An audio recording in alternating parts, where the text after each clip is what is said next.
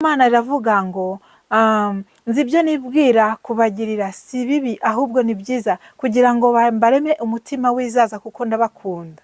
Buri muntu wese waremwe, umuntu wese wavutse hano ku isi, Imana imufiteho umugambi mwiza cyane. Umwanzi niwe uzana ibitekerezo bikwereka ko Imana ntigukunda, Imana yarakwibagiwe, Imana yarakuretse. Ariko ndakuzaniye inkuru nziza yuko Imana ikuzi, izi n'amazina yawe, kandi Imana igufiteho umugambi. Kandi hari ibyo Imana yakuvuzeho ukivuka. Iyo umuntu avutse avukana umugambi Imana ishaka ko azakora hano ku isi. Iyo umuntu avutse avukana ubushake bw'Imana azasohoza hano ku isi. Hari abavukira kuba abadokiteri kugira ngo bazavure abantu, hari abavukira kuzaba abarimu kugira ngo bigishe abantu ubwenge, hari abavukira kuba abacamanza, hari abavukira kuba abapasiteri. Abo bose bakavukana izo mpano Imana yabashizemo kugira ngo nibagera hano ku isi bakure bazasohoze ubushake bw'Imana.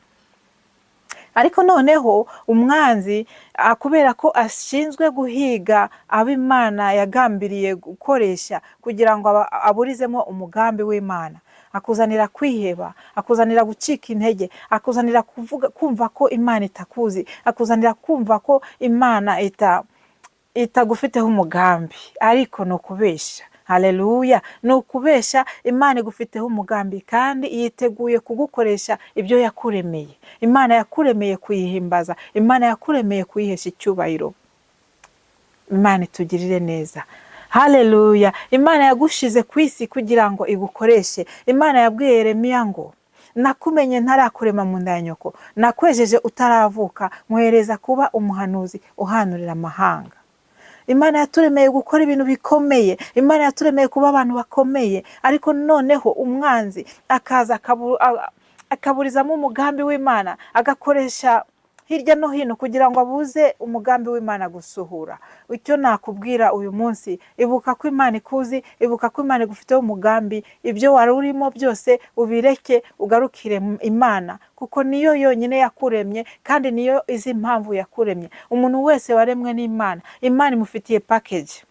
Imana ifite package yawe, Imana ifite package yanjye. Gusa ugomba gutumbira Imana kuko niyo ishobora kugukiza, nta wundi.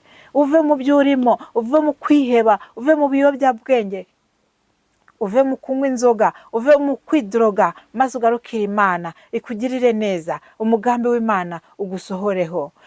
Subscribe my channel and like and share. Thank you so much.